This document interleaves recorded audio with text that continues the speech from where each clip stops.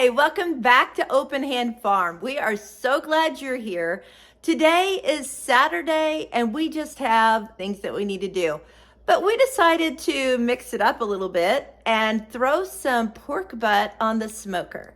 So we are going to try two different smoke butts done a little differently. We followed a recipe off of the Last Chance cook-off that we're going to try on one of them. And then the other one, we're going to just substitute things that we saw on other videos. So Mark's going to do one. I'm going to do the other. Let's see how it goes. Okay, Mark is going to start. I'm going to inject it with my injector with a mix of apple cider vinegar and apple juice. We've never done this before, you guys, but he is a doctor. Don't worry.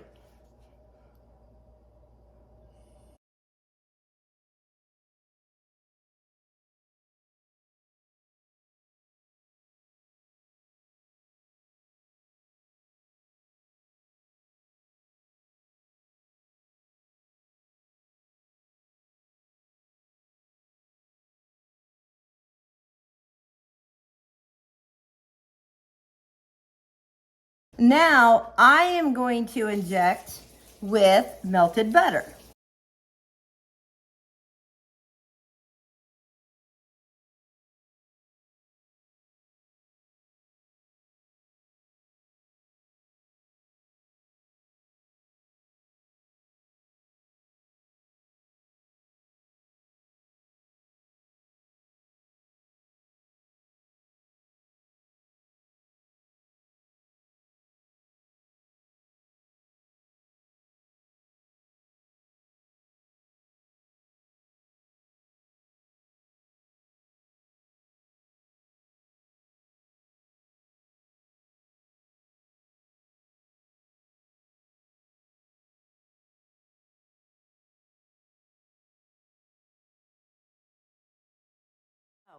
Okay, we're gonna get these on the smoker. Let's go. Mark is out tending the smoker, putting the meat on, all of that. So I am going to be in here putting together some baked beans that can also go on the smoker, because how amazing does that sound? But also, I was supposed to make chicken pot pie for dinner last night, and my day just went differently than I planned, so I didn't make it. Now we're smoking some pork butt, so I can assure you I will be eating pork butt over a chicken pot pie today. I will just put it in a container and put it in the fridge, and I can use it in the next couple of days, and I'm ready to make a pot pie. How wonderful will that be on a busy day?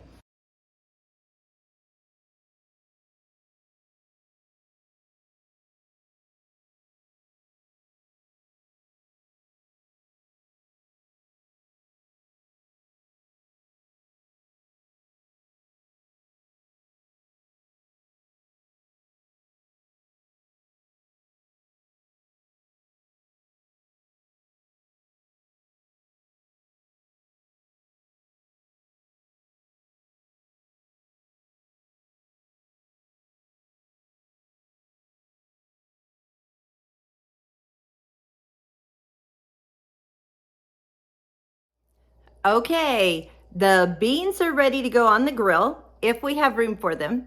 And the chicken pot pie, you saw me change pans in the middle there. I decided I had enough for two chicken pot pies, so that's really exciting.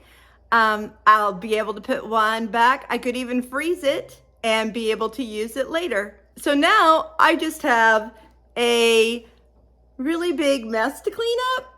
So I will get on that and we'll see what we're gonna do next today. We're gonna go in and have some lunch, and then we'll check back and see how it's doing. Okay, we're checking things out. We think the beans have been here long enough. We're gonna put those in the oven and keep them warm. We are going to go ahead and put some apple cider vinegar on Mark's, which is the same recipe basically that the video we watched. On mine, we had some leftover apple cider vinegar and apple juice, so we're gonna use that. Why not? We're gonna give it a whirl. Kind of do it with a baster on mine. See how this goes? This is supposed to keep the bark moist and break down the fat so that it kind of emulsifies instead of staying solid. Ooh, sizzle, sizzle. Yeah, it's probably going into the fire. Oh yeah, probably. We can move it over after we move the beans. And we do have a little pan of apple cider vinegar under the meat too. All right, looks great. Let's take those beans in. Here's some fun mail I got today. I have some nephews coming over that are in from out of town, and I've been wanting to set up a new worm bin. So I got worms in the mail today. They're in this bag. I had to open it up and add a half a cup of water. The postman delivered it. He said, "Oh, that box has holes in it. I hope it's supposed to." I'm going to show you what else we're going to do today. We're going to take this area right here and we're going to till it to make a tilled garden plot for next spring. Okay, I don't know if you can see this line here. Sorry, get my finger focused there. That's what we got done with the tiller. We borrowed the tiller from a friend. It was so sweet of them to let us use it. But it's a front drive and that ground is hard as a rock. So it was not working. We're gonna have to ask a friend that has a tractor if he could come out, or we might have to rent a bigger tiller to get the job done. Okay, since we're not tilling, I have a job I have to do, and I haven't wanted to do it because it's not gonna be bad, but I just don't wanna do it. I need to though, so here it is. I have this basket of herbs. This is my herb closet, you guys. Actually, it was in my pantry. Let me show you. I had it down under that shelf, which I can now put my canners in because I pulled that out. And most of this shelf and this shelf has my tinctures, my oils, all the stuff that I make. Like these are tinctures in the making. And this can all go in another closet that I have, but I have to clean out that closet. Let me show you. Okay, so that closet right there. Are you ready? It's an under the stairs closet. And here it is. You guys, this is me, my imperfectness. I had shifted a lot of things out of my pantry into here, moved some things downstairs, and thought I'll organize it when I come back. Well, now I'm back to it. So a lot of this stuff can go downstairs in the larder, which is the room with the pantry in it and my canned goods. So I'm going to get busy, take a lot of this down there where it can be stored, and some of it can go in the pantry after I empty out my tinctures and all of that kind of stuff. So it's been one of those projects that just seems to be ongoing. So let's keep on going. Empty shelves. But down here, I have a bag of bags because I'm always taking things places. Some little containers to put leftovers in when we have our community dinners. But the important part is I have 3 nice size shelves that I can put things on and be able to get to them when I need them. So let's go get my herbs and show them their new home. I think I'm gonna find that I have more herbs in here than I thought I did. I also have some recipes that I need to start a folder for so that I have all of my herbal tincture and salves that I have used and really liked available at my fingertips. So let's get these sorted. Okay, we have arnica, astragalus, black walnut, calendula, chamomile, charcoal, cloves, comfrey root, echinacea, ginger, gravel root, lemon balm, lobelia leaf, mullein, nettle, oats, milky tops, I forgot one. Let's see. Let's go back here. Marshmallow root. There we go. Oregon root, perilla, red raspberry, rosemary, sage, skullcap, slippery elm bark, St. John's wort, UVA URSI, whatever that is. I had a recipe that called for it, so I bought it. White oak bark and wormwood. There you go. That's what I've got. I actually have a couple more in the cabinet that I use for infusions, but I'm just going to leave those in there. Now I'm going to put them in boxes and on the shelves. And I think I eventually want to put them in jars, but for today, I think I'm doing well. Also, I had these items, some glycerin that I bought to make something with, some powder rosin, beeswax, shea butter, some different oils. All right, let's put it in the closet. Okay, I got the herbs in. Now I need to gather up the tinctures and oils and all that stuff. I am so excited. I have been wanting this closet done for a long time, and I am so happy. Of course, like I said, I could go ahead and add the herbs to jars. There's still more that I could do. But to see all of my herbal stuff at one spot is so exciting. Let me show you. All right, on the top shelf, we have herbs, and I labeled each box with what's in them. We have the essential oils and tinctures. I have some propolis that I collected from beehives, and then bentonite clay and activated charcoal. Shelf number 2. Another box of herbs labeled, and they are all in alphabetical order. Then I have in the very back, you see those boxes. Those are my tins and jars that I can put salves in, my vodka for making tinctures, and some salves and ointments that I have made that are for sale, and some dried peppers that David gave me the day we did the jalapeno fun.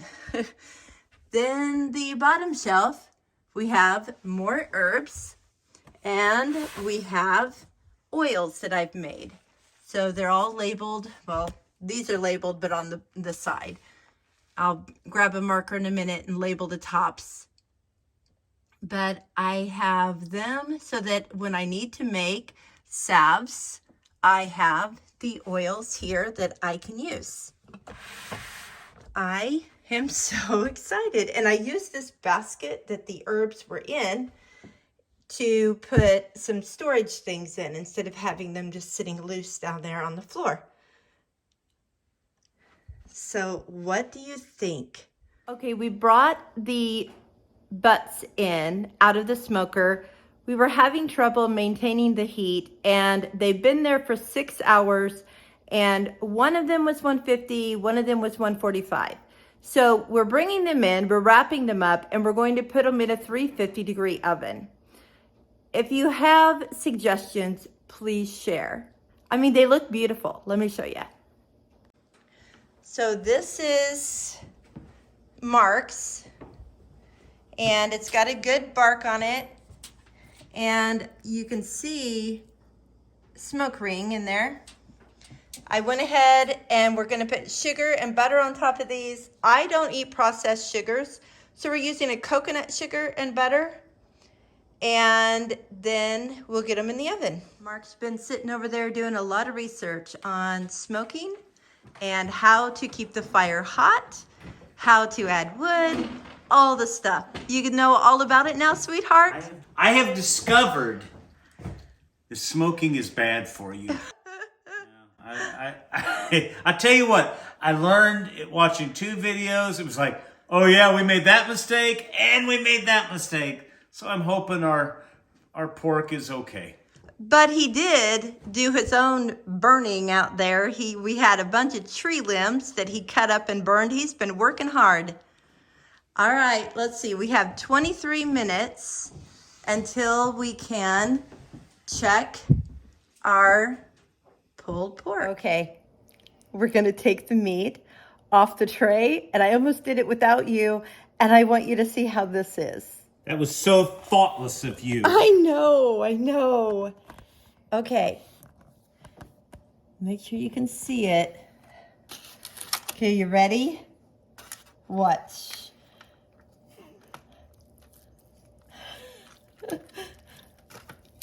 Well, how do I do it? Kind of looks like a giant frog.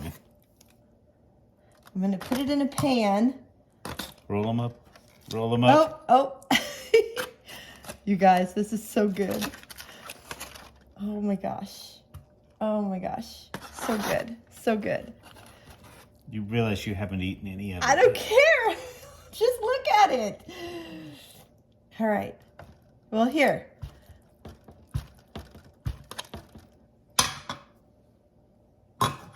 Pick it up. Ooh, that's hot. That's kind of what I was wondering. Let me lay it there to cool a little bit for you. I got mine over here. I don't care. I'm going to do it. Oh my gosh. Good? Feel like that sort of thing? Yes, it's good.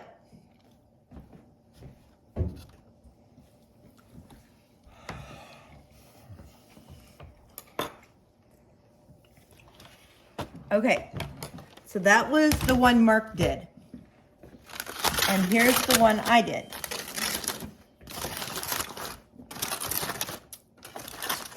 Okay, I'm gonna put them both in the same pan. Look at this smoke ring, you guys. Do you see it? Oh my gosh. That's beautiful. Well, it was on there long enough. It ought to have a deep smoke ring. Beautiful. Oh, there we go, falling apart again. I'm not complaining though.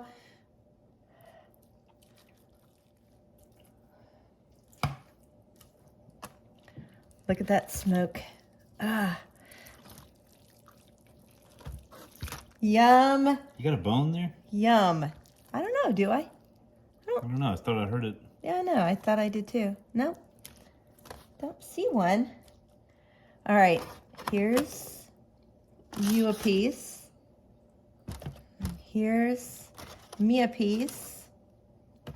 Here's you a piece. Oh, I'm sorry.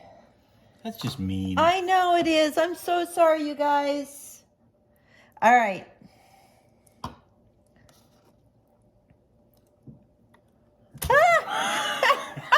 It's falling apart. Even that little piece. All right. I'm just going to go in here with some spoons, as it should be. We used to go to a barbecue place where my mom grew up, where I was born, Metropolis, Illinois. Home Superman. Bill's Barbecue. And they would set out their pork butts and just sit there with a spoon and tear them up, and I couldn't imagine it being that tender. And yet here I am doing the same thing. Oh my gosh. Here's you an up close and personal. Look how white the one that Mark did is. Oh, what's the difference? And this is the one, let me get in the light here. Okay, mine had butter injected in it. And Mark's had the apple cider vinegar injected. Maybe that's the difference. Well, the smoking situation didn't go as well as we had planned, but man, we've got some good meat here. I got my closet cleaned up and all of my herbs put in there, and I love having that done. I also got my pantry straightened up more, so we have more floor space now. And what else did we do? Oh yeah, sweet gum tree. He had decided that the first time he saw a sweet gum ball, that tree was going, and it went. We are not going to deal with that nonsense. Let's see, what else did we do? Well, I mean, I cleaned up made 2 pot pies, cleaned up the kitchen. I don't know, just a little of this and a little of that. So thanks. That, and the other. Yeah, this, that, and the other. That's what my dad used to say. So just thanks a lot for coming along with us today. And we hope you had as much fun as we did with you. Until next time, Blessings on you and yours.